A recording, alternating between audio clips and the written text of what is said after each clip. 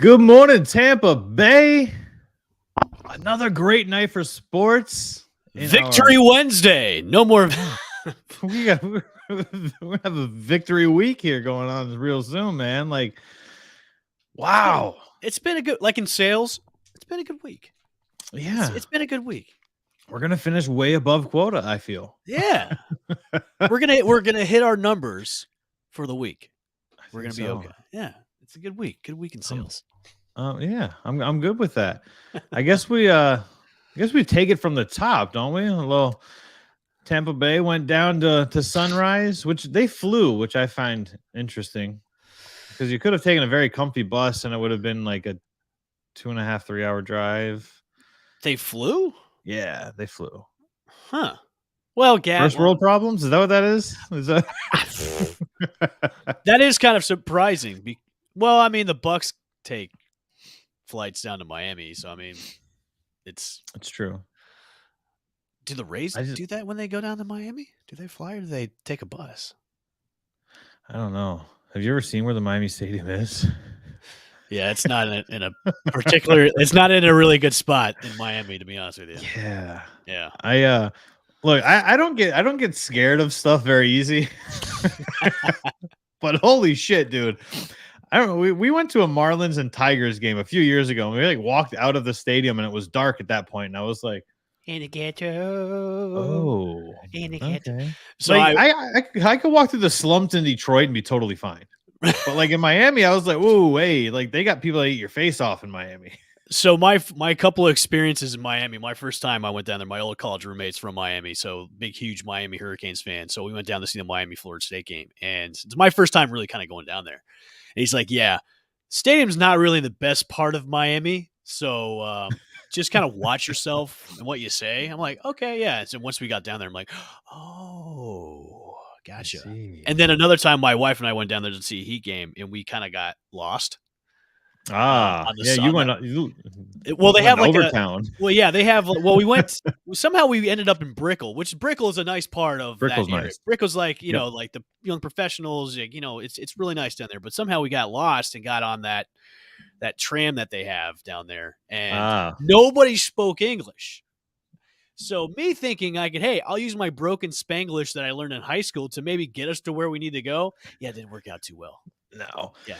Yeah. So being married into a Cuban family, what I've realized is that when you say I know a little Spanish, that means nothing. There's no such thing as a little Spanish. Yeah. They just hear I know Spanish. They don't hear the they don't hear the amount that you actually know, because you'd be like, I know a little, and then it's just like boom. Yeah. And you're like, oh, slow down. Stop it. Good Lord. I need subtitles. Right. Speaking of Miami, so like Chris and I talked about this yesterday, and this kind of segues right into our Tampa Bay Lightning Florida Panthers game. Anson Carter last night during the intermission, I think it was during the second period intermission, said, "Man, they're really, really quiet in that stadium. They got to get loud. There's no energy in the stadium anymore." And I was like, dude, I've been talking about that all week. I want to know, how was it a sold out game? Was it packed? Because I saw somebody tweeted out a picture of them inside the arena like 30 minutes before puck drop, and there was like nobody there. It was, according to ESPN, it was sold out. It was actually beyond capacity, so they sold some standing room only seats. Okay, because I was like, man, maybe there are no Florida Panther fans down there, because it was just so like the guy I forget who it was that tweeted it out. He was there like, "Hey, I'm 30 minutes before puck drop. There's like nobody here." I'm like, that is, especially if this game's gonna be on national television, that's pretty sad, man. Yep. But expected. It's Miami. It's Fort Lauderdale Panthers. Right. Yeah. But that's honestly though, that's the thing is, there's no support for that team. Right. I was telling Kristen yesterday, people are not driving up from Miami. They're not making that 40-minute drive up from Miami, especially once they got off of work. That's just not something that's going to happen. Taking I-95? Hell no. Right. Hell no. I-95, and then you got to hop over to 595, and you got to battle. No, it's not happening. 595 is forever under construction over there. Little attention, everybody, Tampa fans. If you think going over to Howard Franklin to go into St. Pete is bad, Try getting in traffic down in Miami on 995 and then 595 to get anywhere, because you won't be going anywhere for hours because traffic down there sucks so bad. So you have it quite okay in that traffic vicinity for Tampa fans, but like for Miami, forget about it. Right. And you know, there's a lot of I'm not saying that there's not stuff to do in this area, but there's a lot of stuff to do in Miami. That's why games, right? You see it all the time. Like we saw it when the Miami Heat were in the finals. Obviously not the bubble finals because there was nobody there, but when they were in the finals with LeBron, people are showing up like 3 seconds before tip off because there's traffic shit to do.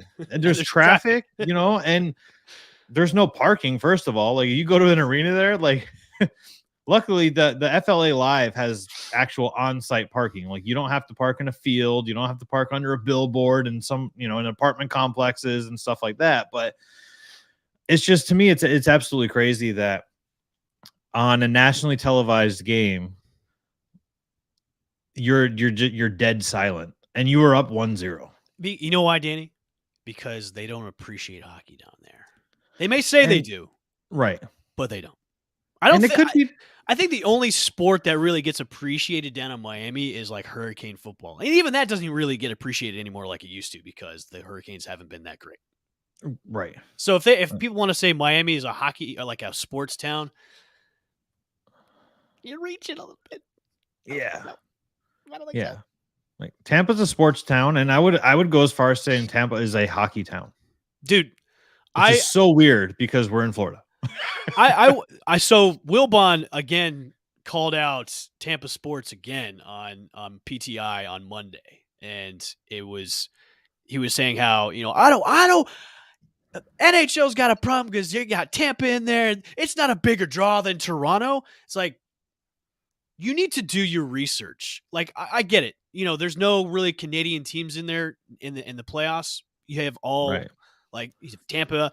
Look, if you can stack rank how the biggest draw is in the Tampa Bay area, Lightning is number 1. Yep. And before Brady got here, the Bucks were like 2 or 3. And obviously the Rays and their stadium issues and attendance issues, they're like number 3 draw. But like the Lightning have been pretty much number 1 when it comes to the biggest sports draw in the Tampa Bay area. That's a no-brainer. And if national media doesn't recognize that, then they don't do their research. They don't do their preparation when it comes to talking about Tampa sports. So if you want to stack rank them, and we can put this up on Twitter and Facebook, is you've got Bolts, Bucks, Rays, and Rowdies. That's the rankings right there for biggest draw.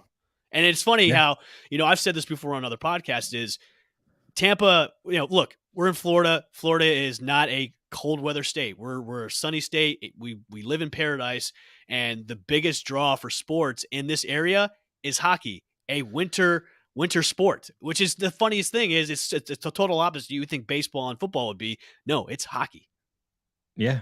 Do you think that it has to do with how hot it gets down here? Hell people are wanting to sit inside, you know, and I know that that's a big part of what the Rays want in the new stadium.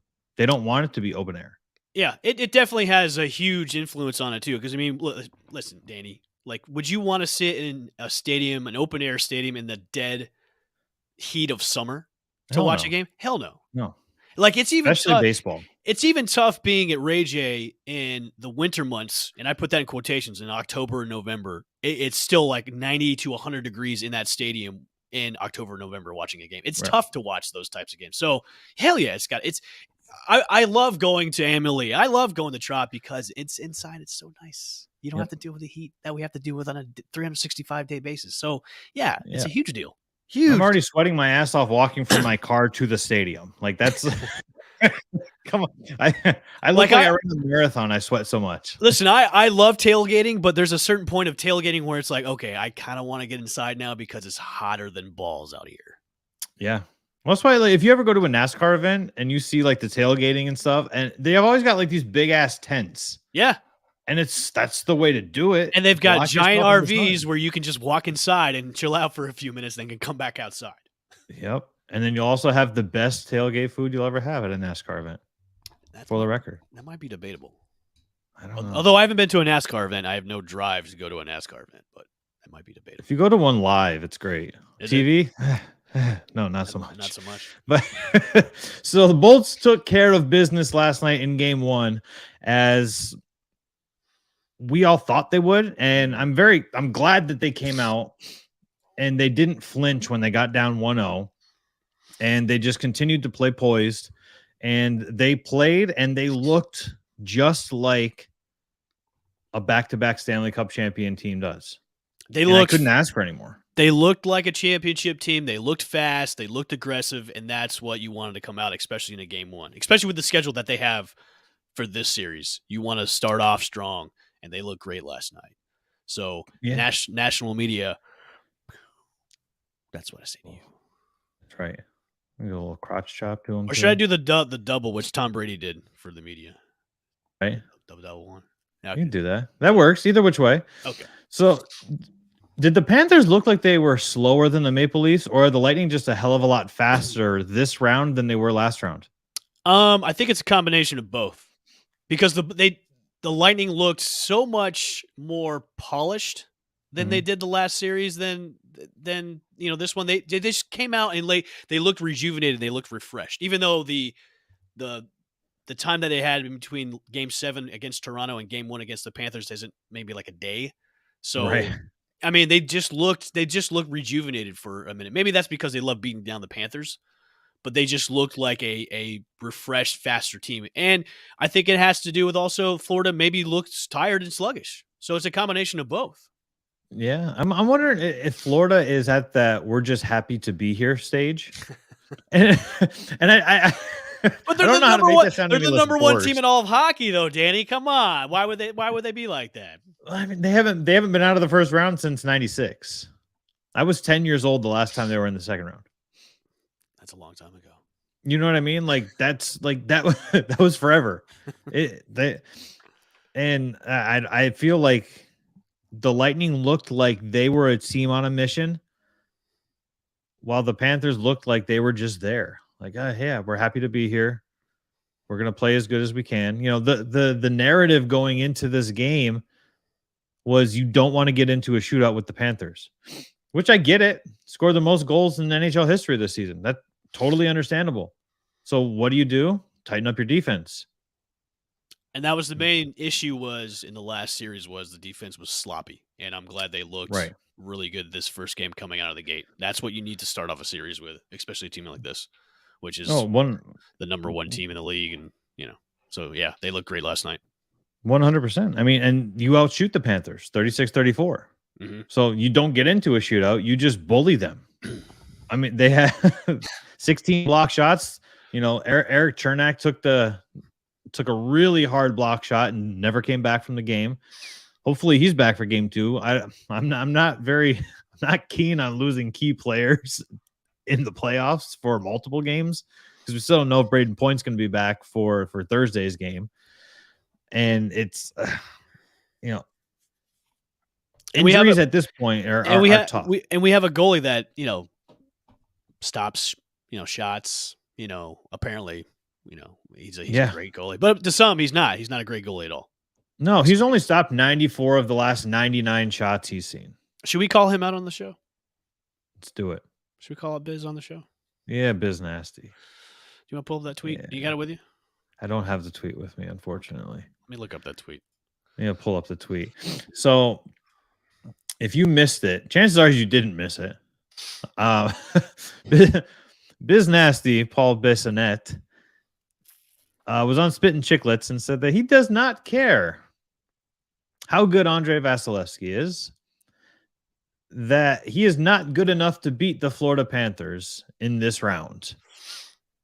And then he said some other stuff about revenge tour and Stamkos embarrassed him. And it's hard to get a read on the guy. So you have to take what he says at face value, right? I think that's what it boils down to for me is like, all right, maybe you're doing tongue in cheek. I don't know, but I'm just going to take what you say as what you say. I'm glad that, media guys like this are saying stuff about, the Lightning like this, because it just seems like the Lightning are listening. And that it just brings more fuel to the fire that, you saw my tweet yesterday. It's like, did everybody forget that we're back-to-back champions? It just seems like everybody has forgotten that, hey, we've won back-to-back the past couple of years. Like, what have you guys forgotten? did you guys just totally forget that we did that and there's going to be a new champion? Like it just seems weird to me that even winning back-to-back championships, just the national media still thinks we're a bunch of pushovers and we don't know how to play hockey. Yeah, I still don't I understand. can't find his tweet. Did he take it down? He might have. I can't find it. Maybe he did. Let me see if I could find it for you. I can't find it at all. How terrible was the officiating, by the way, the game last night? Well, is it to be expected in a play? Is that an unmentionable right now? Oh my! I mean, look. Okay, so the Lightning won, so I feel like that gives us a free pass at at bitching about the officiating against the Lightning. But I mean, like, come on, man! It's got to get better. I mean, obviously, it didn't affect us any at all, but it's got to get better, especially in the later rounds too. And if the Lightning move on to the Eastern Conference, I can't talk this morning, to the conference finals, and then to the Stanley Cup. Like, it's got to get it better. I mean, obviously, this is game one. I mean, game one is a game one, but if we're getting into the game 6s and the game 7s or the deciding games, even before that, it's got to get better. And the NHL needs to know that it's got to get better. I'm surprised like the NHL hasn't come out with any kind of statements from last night, like how bad the officiating was, because it was borderline like baseball officiating and NFL. Yeah, it was that bad. It was it was pretty bad. That's for that is for sure. So if we pull this bad boy, did you find the tweet? I found the tweet. I'm gonna send you the link for the tweet. My Google Chrome is acting a fool on me. Google Chrome. Good old Chrome. Google Chrome. Gotta love it. But I think also what's funny to me is it's the reaction that like I still don't get it. And maybe it's just talking points. Maybe it's talking points for the national media to sit here and talk egregiously about back-to-back champions. Because look, if you want to sit here and say that you were rooting for the Toronto Maple Leafs, I kind of get it. They're an original 16. They've been around forever. I get it. But you can't sit here and go, yeah, I'm going for the Panthers. Let's go Panthers. The Panthers are the team. Like, why? Like, that doesn't even remotely begin to make any sort of sense. I just think it's because we're the champs. We're back-to-back champs, and nobody wants to see us do a three-peat. And there's just so much haterade going on. Which I don't understand why. I mean, I think Danny too is there's so much hatred towards Florida sports when it comes to us being good. As relatively like Florida teams are still kind of like babies compared to the other teams that are in leagues. It's true if you look at it. So us doing any kind of winning championships and doing good, nobody wants that. Nobody wants it. True. You know what I mean? So I love it. I think they talked about this last night at the Rays game where I think Trisha Whitaker like brought this up. Like, why is nobody mentioning the Rays? Like, why is everybody still kind of putting the Rays under the radar? And it's still a question. Like, we don't know. Like, I know Kevin Cash gets sick of hearing about it. It's like we don't know. Like, but you know what? It's a good thing though, because it fuels that. Let's continue to like prove everybody wrong that we're good teams and we're a good organization. So keep on talking, man. That's all I gotta say. Keep on talking. Yeah, keep it up. Keep it up. So Ryan McDonough gets an interference call last night against a Cherry who's holding the puck in his glove. Like, okay. If you're holding the puck in your glove, like that is more solidified of you having possession of the puck versus than it on the ground with you having your stick on it. And then he got destroyed. Oh, he got lit up. He got destroyed on that. Right. I'm gonna go. This is gonna be 2 days in a row. I'm going to mention the late great Sean Taylor, but Ryan McDonough channeled his inner Sean Taylor and just lit him up. How is that? I don't understand how that's a penalty. Terrible call. He's holding the puck. I think with him holding the puck and them not calling it and him getting lit up, maybe it evens out. Yeah, I don't know. Maybe. Who knows? But like I And said then- before, it's the officiating's got to get better because that Right. that's a call that you should be, calling, obviously. Right. Well, I mean, that wasn't even the worst one.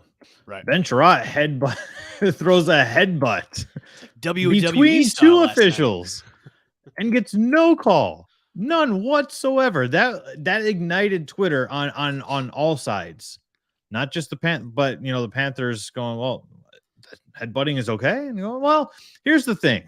Let's pull this guy up here right now. This is directly from the old NHL rule book. As Headbutting. long as there's no blood, it's okay. Right.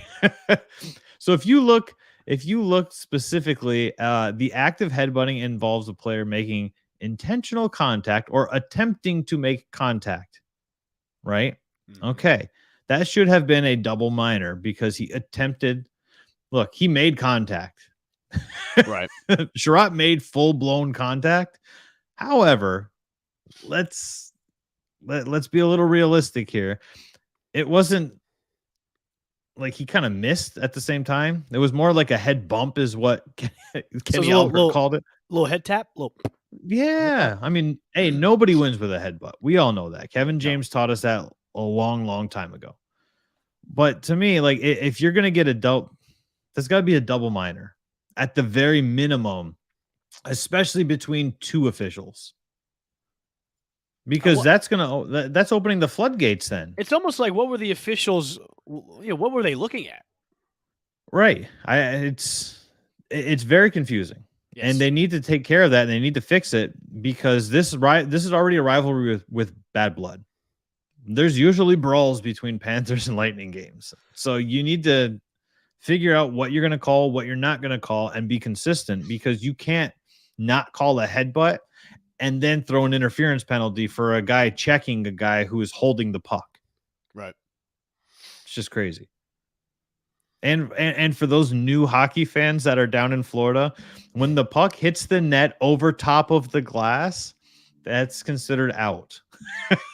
That's why that was no goal. They don't know that. They don't know that down in Fort Lauderdale. How many of the people wearing Panthers jerseys still had the price tags on them because they purchased them at the team store when they walked in? I want to say 65% were probably like, you know what? I'm going to buy it, and then after the game's over, I'm going to take it back to the team store. Yeah, right. Just to get I just find it funny because they showed John Van Beesbrook jersey, and I was like, I guarantee you, most of the people in that arena have no idea who he is.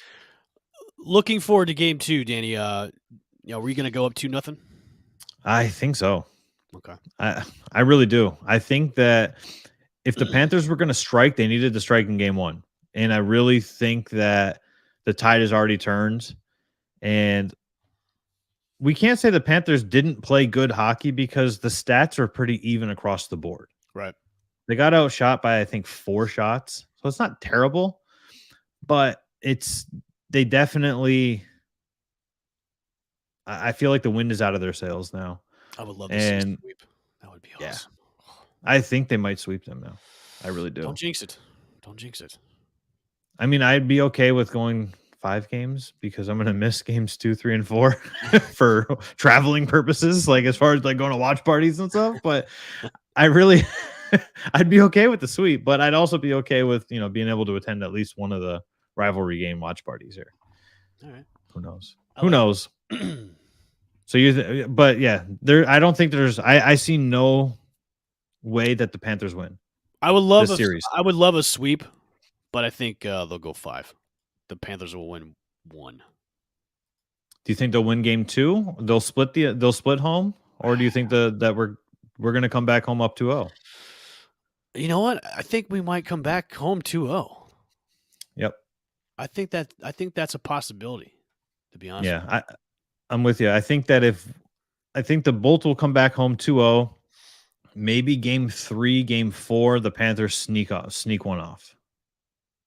And I think that's probably the most realistic. Ralph agrees with me. 5 games. Ralph, there you go. Bolts in 5. Good man. Smart man. Smart man.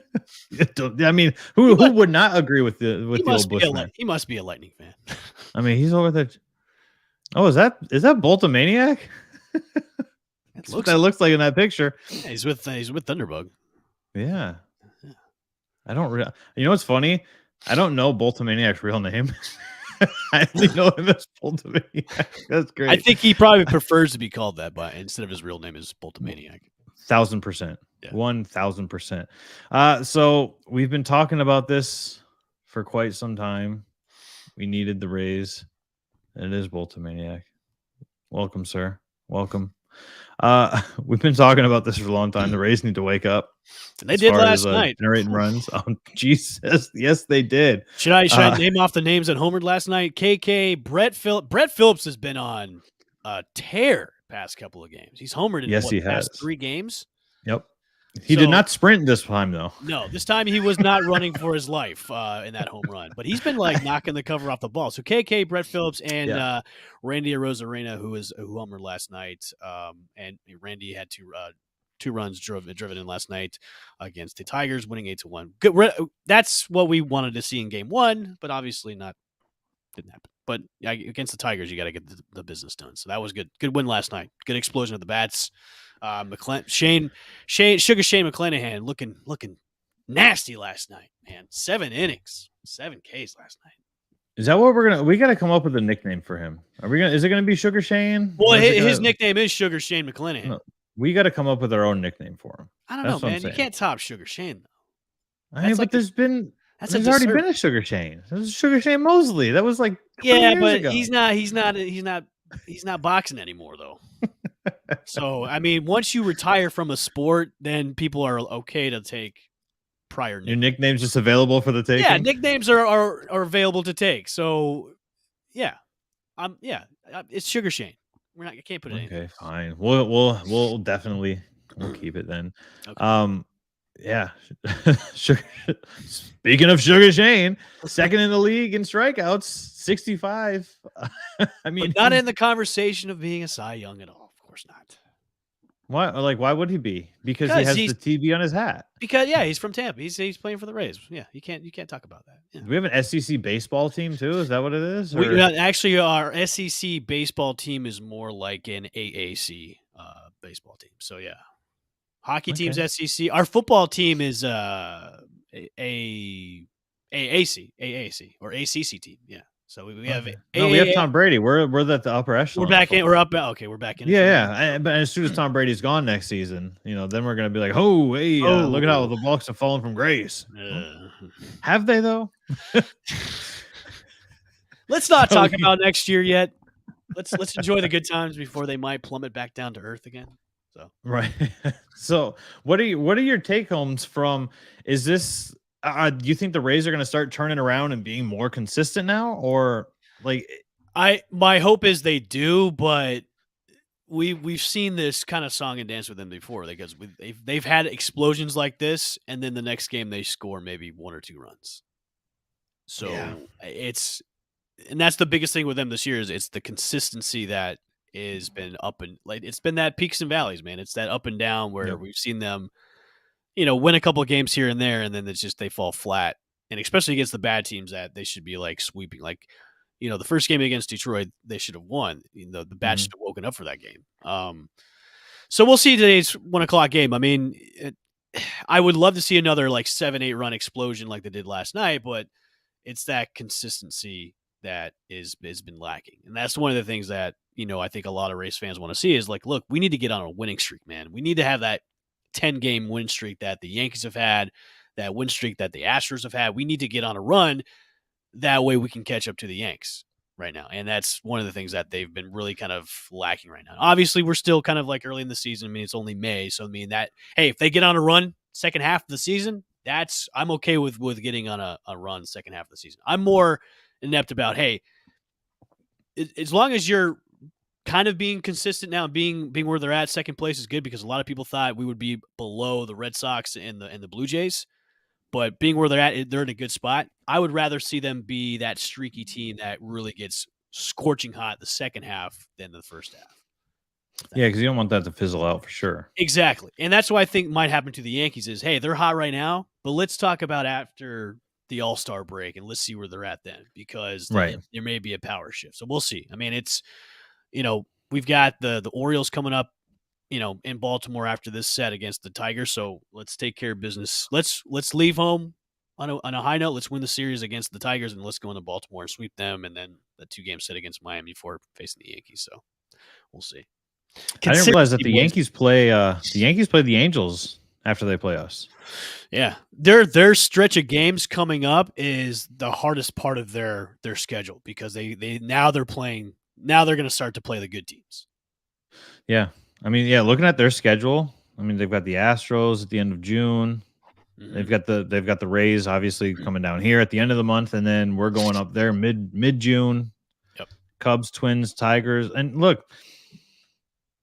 I know this isn't a Detroit sports show, but they say it all. They've been talking about it all the time, and they're very pessimistic in Detroit.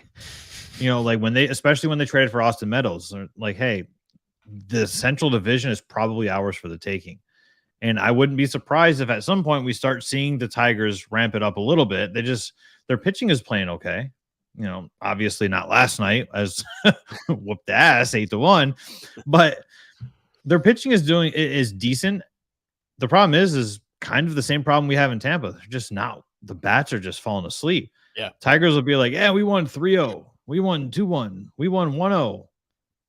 And they're not able to wake it up. So, and Danny, we've talked about this before is, when you're playing those good teams where you got to put up 5, 6, 7, 8 runs against them, like that's what we need the consistency out of the Rays is we need to have the bats. Everybody on the lineup needs to be consistent and trying to start to heat up and everything because, Brandon Lowe is now on the IL for about 10 days with his back. Actually, he's going to be out almost a month with back problems. So now the guys that we want to see step up to the plate have to now. I mean, Brett Phillips is starting to heat up.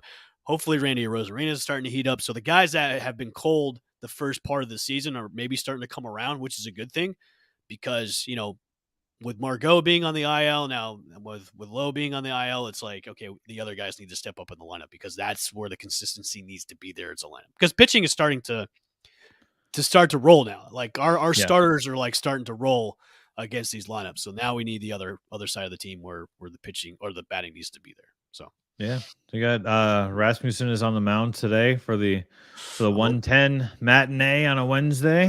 I'm okay with that. He's been rolling. That's a good thing. Mm-hmm. Yeah, you can't complain. Like you just said, the pitching is starting to round out. Yep, everybody's starting to look good. And this is to me, this is like a get right series because, like I said, that the Tigers have not turned it on, even if they do or they don't this season. At this point, they have not. So we're taking it for what it is right now. But the Tigers currently are a bad team. This is where you need to get right. You need to score your 8 runs. You need to start rounding out your pitching. You need to this is where you start righting the ship, so to speak. I know it's early in the season, but this is where you start making those minor adjustments. Going, okay, this is what we're going to do. We're going to tweak a little bit here. We're going to shift this. We're going to do these different things. That's enough. That's enough Detroit talk for now. I'm talking about the Rays. This is where the Rays start rounding. This is the get right series for the Rays. Right. This is where you start. I mean, you're only 5.5 games behind the Yankees, and the Yankees have. Look, maybe the Yankees are good this season. Maybe.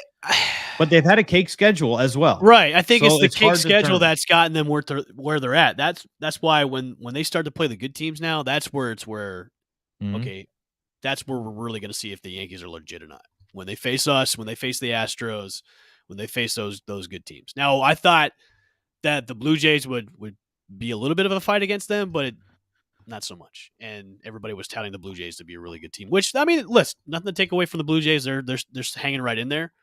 But from the Murderers Row lineup that they have, I should have been expecting more from them. But I'm fine with them being in third place. No, I'm totally okay with that. And we talked about the importance of finishing this month out strong because they finished with the Yankees. If you can close that 5.5 game gap, I think that's huge. Right. Because you've said that I think 2 or 3 different times. The summer months is when you start seeing these teams pull away. That's what you don't want. You don't want to see the Yankees actually be a good team and start pulling away in your division. Going back to Brandon Lau's injury, it is diagnosed with a stress reaction to his lower back, so he'll be out almost at least a month, which is not. As a hitter, you don't want that. Right, for sure. That's like we said, we need the other guys to step up in his place. So, So we'll see. Well, hopefully the hamstring heals up good for Margot. You need your hammies to pull some deep balls. Mm-hmm. Maybe I should rephrase that, but I'm glad that Brett Phillips is starting to heat up a little bit because his main issue has been the bat, just like Kevin Kiermaier. So those guys are starting to heat up, and Randy starting to heat up too. So that's a step in the right direction for our hitters that haven't been stepping up before. So let's go. Yep. Let's close it out against the Tigers, man. Let's do our business. Close it out against they should. I don't see why they wouldn't today. How do you feel about? Do you like them? Do you like the afternoon games? If I didn't have a day job, yes, because I would definitely go to 1 o'clock game. Like right. I'd be getting ready to go right now. I'd be getting to go tailgate outside the Trop, but since I have a day job, I can't go. So if people are going to complain about attendance issues, it's like, well, people have jobs. Not everybody's retired. Not everybody can do that. Right, and it's not like Florida's the only state that does these that does afternoon games. Like, I think what's good about it too is school's about to be out, so you'll see those kid camp crowds. You'll see the people that are taking vacations going to those 1 o'clock games because they're very ideal. I mean, you're in the middle of the day. When you get out, it's going to be 3 or 4 o'clock in the afternoon, so you'll probably beat traffic getting out of the Trop and going back either north or south over the bridge. So I like them. I mean, I wish they would have more day games on the weekends than the 6, 7 o'clock starts that they sometimes have on Saturdays. Now, obviously on Sundays they have the 1 o'clock starts, but if they had a 1 o'clock start time on Saturday, I think that'd be more ideal for Saturday games too. Yeah, especially for just like tourism in the cities. Right. Mm-hmm. Like that's a win for baseball. I mean, Danny, who doesn't like the day drink? I mean, come on, go day drink and go see a baseball game. Right, that's what I'm saying. Yeah, you go in there. Plus, they got pretty good food at the Trop too. We're still talking about food. Nobody sent us any food yet. I've had messages come through our Twitter. Have you tried the boozy milkshakes there? I have not. No, I have. I've been kind of wanting to try them, but to me, like ice cream and booze together doesn't. It sounds almost like a tummy ache waiting to happen. See, my wife and I have tried boozy milkshakes before, and they weren't my thing. Yeah. Because like I go into it and it just seems like I'm going to drink maybe half of it and then I'm going to have a stomach ache and then I'm probably going to have the poos. So to me, like obviously if you want to drink Bailey's, maybe that's kind of the same thing. But I mean, that's essentially a mudslide at that point. Like just give me a mudslide and then I'm good. I think one of the best foods I've had at the Trop has been the brisket grilled cheese. I don't know if they still have it there, but that is fantastic. Yes, it is. I had the brisket nachos at Armature Works for the game. I've had those. Those are good too. Party? Oh my god, those are fantastic. Anything with brisket is going to taste. Basically, good. Yes. I mean, anything with brisket. Unless you get the brisket at Busch Gardens, not that good. Yeah, I haven't had that. Don't want to. Not that good. Yeah. I had a turkey leg at Busch Gardens the other day. I was there, and I just wanted to throw it across into the alligator pit because it was gross. Turkey legs though are kind of disappointing because they're mainly tendons. Yeah, it's and there's so much grease. Like one bite, and you have a mouthful of grease instead of meat. So yeah, not good. I'm good. I like how we're spinning into our little comedy bit here. Brisket and meat, and we're talking about roast now. That's right. Look at you, man. We are the segue kings. I know, right? So Netflix is releasing a new series called The Groasts, which is the greatest roasts of all time. Tom Brady is going to be the first person or the first subject, the first roastee of the whole series. I'm not looking at this at all. I, Netflix is reaching because their stock prices plummeted. So now they're just like, we got to find ways to bring people back. well, here's the thing. If you're gonna do these roasts and you're gonna have commercials, you better have a damn good lineup of roasters. Like, if you do not have Jeffrey Ross on your roster for people that are going to roast, The roast master, right? Like, well, who's gonna be on here? You know what, Danny? I'm done with roast. Like the Comedy Central ones, just they got too. How do I say it? Formulaic? Like they were just. You get it. Oh, Jeffrey Ross is there. Then you got Whitney Cummings, and you got all the same roasters that are on there telling the same stupid jokes. Yep. And to me, this is almost like Netflix is jumping the shark when it comes to like bringing in new content. Like really, and Brady's still playing. Why would he even participate in something like this? Probably paying him a hell of a lot of money. I hope so, because this is like I'm not going to watch this, to be honest with you. I'm sure there's okay. My ideal situation, if you're going to have a roast of Tom Brady, you better bring in Robert Kraft. You better bring in Bill Belichick. Better be a part of this. Oh my God! In his sweater. Yes, with the hoodie on. He better be like, okay. Well, my first joke is Julian Edelman is here. Yeah, he broke his ankle. And on to the next question. Like that should happen. Like Julian Edelman should be there. Gronk, of course, should be the roast master for that one. Not Jeffrey Ross. Jeffrey Ross should be in attendance, but Gronk should be the host of that show. Not right. You know what I mean? But it's like jumping the shark, man. I'm good. I'm good. No, I'm 100% with you. Okay. I just wonder how many deflated balls jokes we're gonna get. Too many, and that's why it's gonna be stupid. Like there's gonna be every roaster on that thing is gonna mention the deflate gate, and it's just gonna be like, oh my God, another deflated ball joke. Okay. And somebody's gonna drunkenly make a comment about Giselle. Yes. You know what? There'll probably be jokes about avocado ice cream and then him being drunk after the Super Bowl boat parade. Like it'll be the same recycled jokes after every roaster. That's why it'll be stupid. Although it would very, very much interest me if Rob Gronkowski was a participant. No, he will be there. He will be the host of the show. But he needs to have like a good bit. They need to give him a good amount of time, because I feel like if anybody's going to roast him and it's going to be funny, it's going to be Gronk, because that's not what he does regularly. So if he's writing his own material, I think that'll actually be pretty funny. He needs to have Jeffrey Ross write his materials, because Gronk's comedic timing isn't all that great, because we've all seen him on TV. Like his comedic his vocal tones. Yeah, it's his delivery is almost like the delivery of a small child sometimes when it comes to jokes. So if he's gonna be telling jokes and roasting Tom Brady, somebody's got to be writing those jokes for him and then be like, hey, you need to say it like this instead of like your normal delivery and stuff. Yeah. Netflix. I miss Lisa Lampanelli though. No, I don't. She's terrible. I loved her. Ugh. Her same shtick with her. It was. We won't talk about what it was, but let's just say, hey, everybody, it involved her vagina. That's it. Right, yeah. And basketball teams. That's it. That's all it involved. Same shtick. Entire basketball teams and her vagina. That's all it involved. Jesus. I'll save everybody the time and effort to go on YouTube and Google, look her up on YouTube about her bits. It's the same thing over and over. Tired.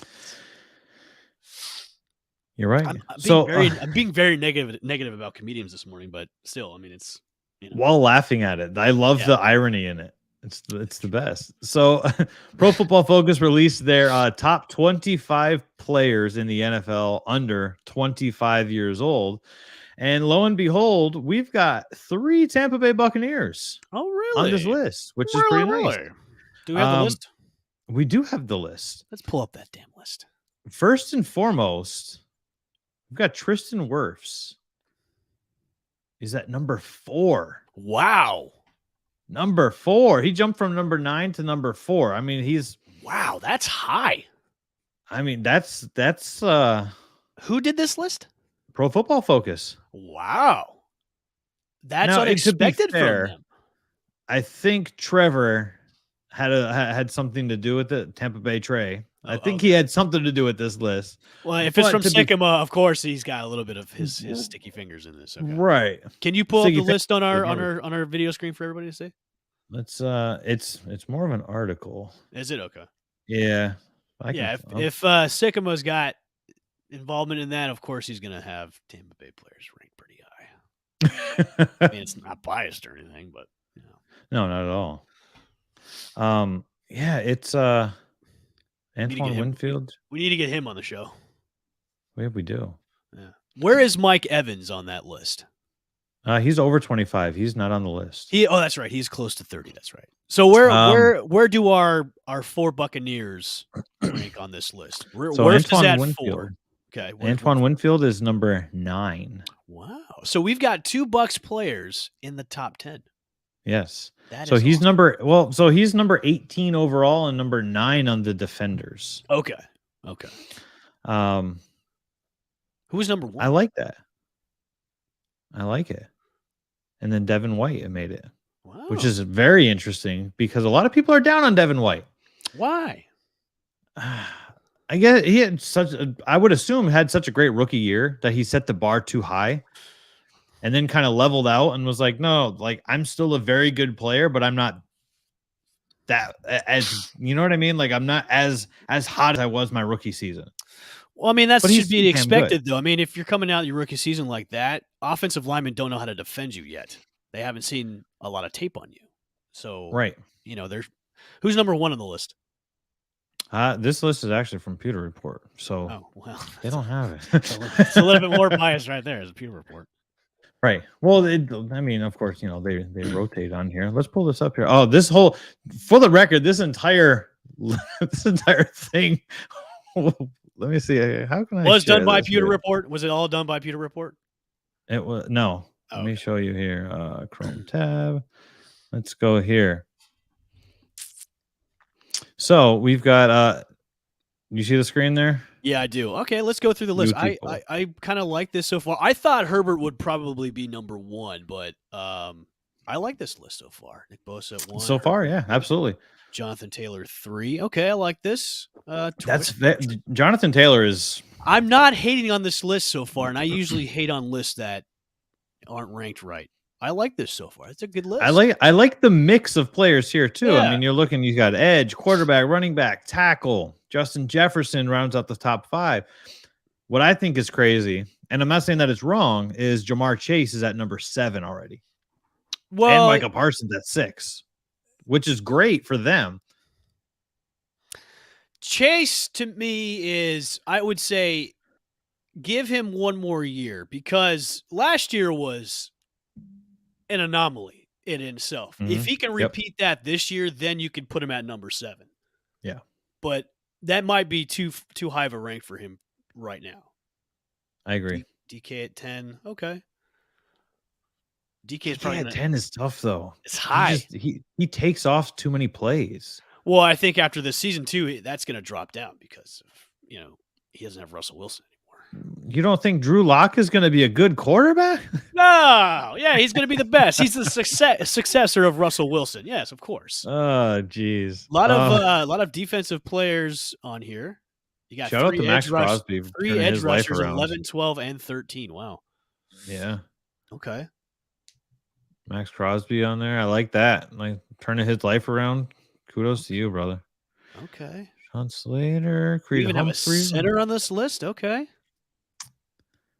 I mean, yeah, he does make Patrick Mahomes look a little bit better. And there's Winnie. All right. There you go. Right behind. Wow, look at that. 2 Cincinnati wide receivers in this list. Wow. Okay. That's very scary because if we're going through the top 25, Tyler Boyd is 26 now. Wait, I'm surprised Jalen Waddle isn't on this list. He might be. Still got 6 more to go. Oh, Patrick Surtain too. Trevor Lawrence made the list. Okay. All right. This is where the list has lost all credibility right here. You're going to put Trevor Lawrence over Devin White in this list?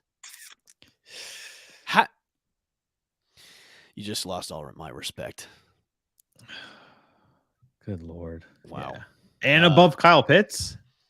Wow. Yeah. Nope. I thought this list would be complete, but then you have Trevor Lawrence on this list over two really good players. Actually, three. Trevon Diggs is good too. Like Trevor Lawrence could be like in the list. Trevor Lawrence could be in the after the honorable mentions, like the got votes. You know how they used to do the polls in college football where it was, hey, there's a top 25, and then other votes. Yep. That's where Trevor Lawrence should be, not in the honorable mentions. Just got votes. Yeah, I don't know if the end of that list is very sketchy.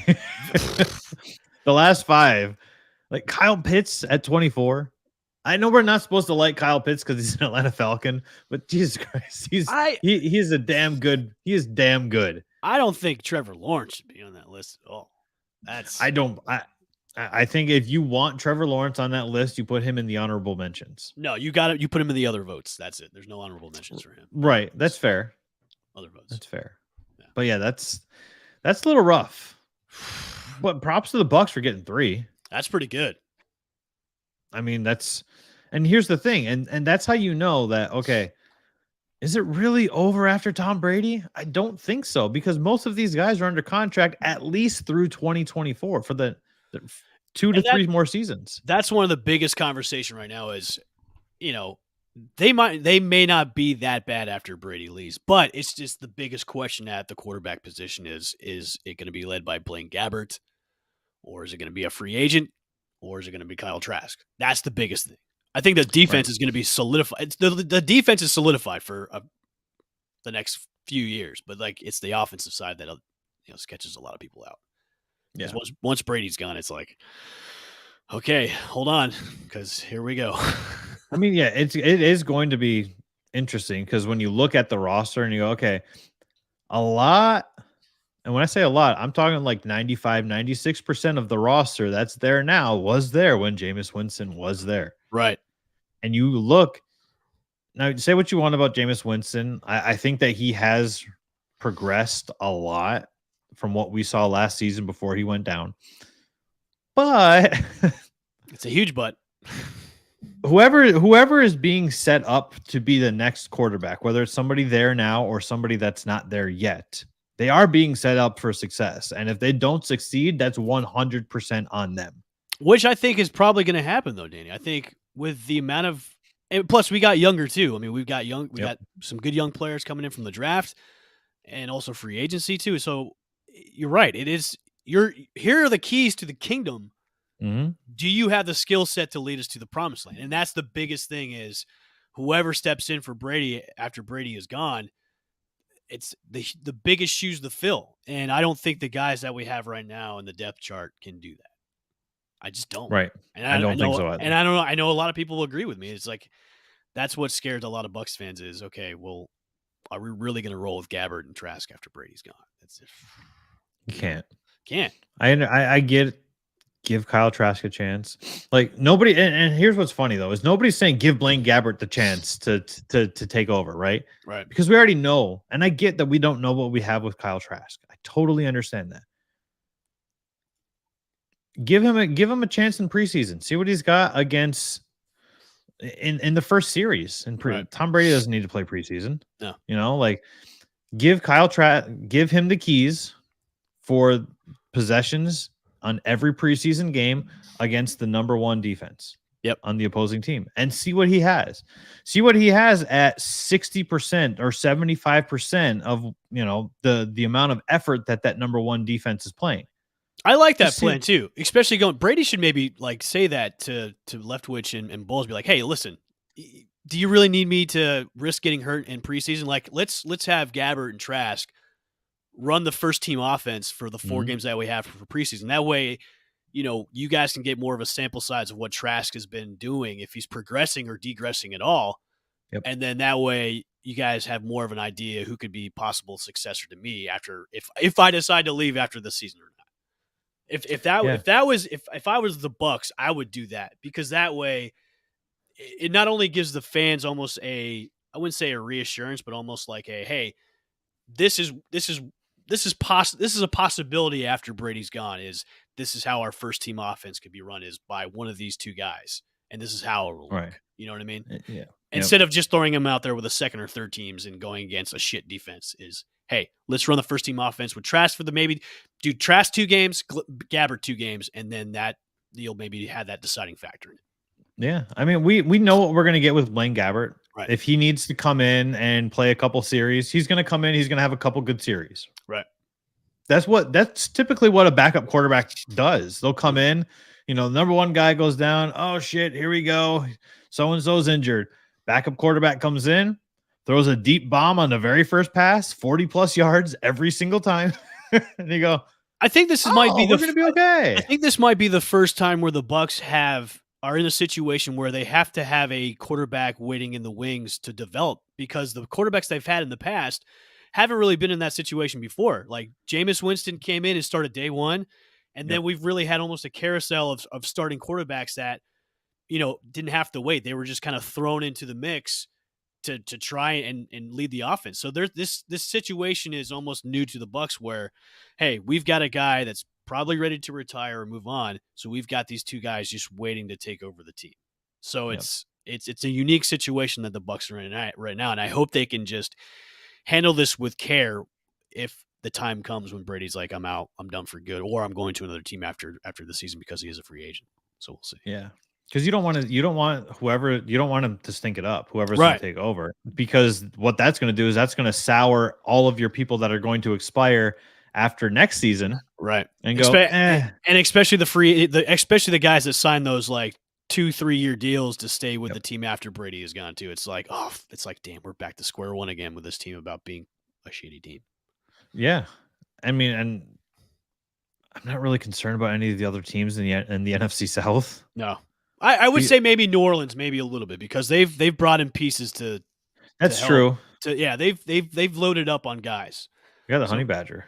Yeah, so I mean, New Orleans would be the team that, and of course the Bucs have had problems with New Orleans too, even with Brady being there too as well. It's the Saints would be the one that you may have to look out for. The Falcons and the Panthers. Not so much. I think they're spiraling downwards. They're going backwards. Yeah. Like you got Kyle Pitts, that's great, but you also lost Matt Ryan. Yeah. Whoops. That's a big problem. Christian McCaffrey, I don't think is ever going to come back healthy again. I think he's done. Panthers need to move on from him. They need to trade him and move on. They should have traded him to the Texans and got Deshaun Watson. I think that window is closed for the Panthers for him to be moved because of the value, just depending on what his performance is this season. And if he's been injured the past 2, hasn't played a full season, I think that window of getting the ultra value of what you could have gotten out of him that door is closed. You're not going to get anything now out of him. They have Todd Gurley'd him. Yes, they That's have. the way I look at it. They have Todd Gurley'd him. Completely run that poor man right into the ground. What a sad situation for him. Like Gurley was like the number 1 running back for so many seasons, and now he has no team. Yeah, now he's sitting at home watching. Isn't that nuts? Yeah. Isn't that nuts?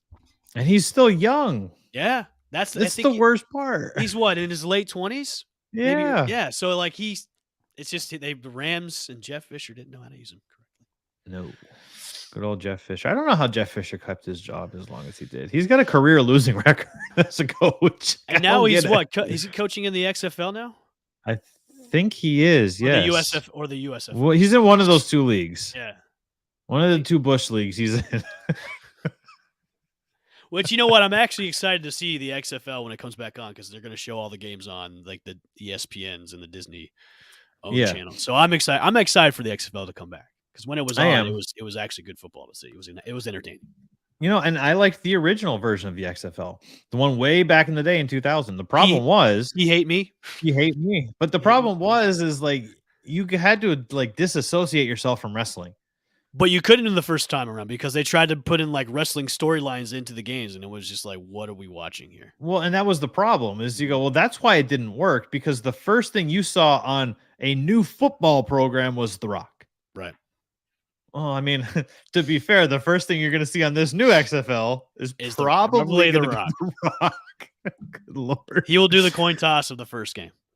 If you smell what he's cooking, he'll do the coin toss, pick it up, look in the camera, raise the eyebrow. He'll do the eyebrow, yep. Oh, God. Oh, God.